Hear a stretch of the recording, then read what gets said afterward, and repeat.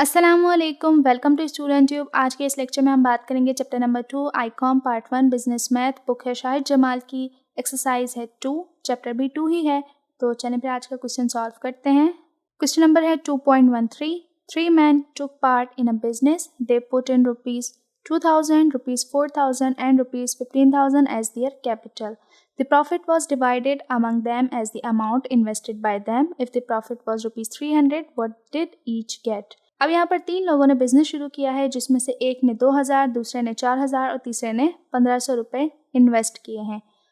Profit जो है वो है 300, जो कि इनमें डिवाइडेड होगा as the amount they invested, यानी कि जितना इन्होंने इन्वेस्ट किया है उसके रेशो पे प्रॉफिट जो है वो डिवाइड होगा। तो यहाँ पर पहले हमें रेशो फाइंड करना है एंड देन हम इसे डिवाइड करेंगे। तो यहाँ पर ए बी सी हम इसे नाम दे देते हैं, कोई भी नाम दे दें। यहाँ पर ए बी सी ठीक रहेगा, ए बी और सी। तो ए के हैं 2000, बी के हैं 4000 और सी के हैं 1500। तो यहाँ पर 2 0 कट जाएंगे। इसके बाद हम इसे डिवाइड करेंगे 5 से। तो 5 4 ज़ा 20, 5 8 ज़ा 40 एंड 5 3 ज़ा 15। तो रेशो हमारे पास आ गया। सम ऑफ रेशो निकालेंगे, 4 + 8 + 3, तो ये हो गए 15। प्रॉफिट कितना है 300। तो यहाँ पर एज शेयर, ए नाम दे रहे हैं, यानी पर्सन 1 का शेयर कितना है, यहाँ पर 4 है, ठीक है। ये 4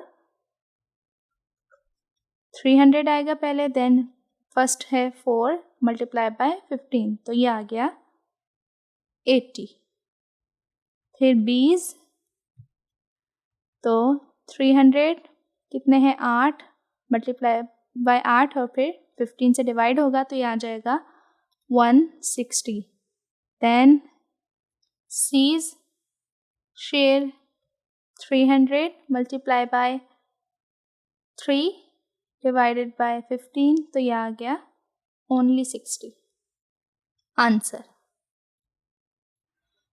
तो यहाँ पर पहले हमने रेशो फाइंड किया और फिर इसे प्रॉफिट में डिवाइड किया कि एक ही हिस्से में कितना प्रॉफिट आएगा।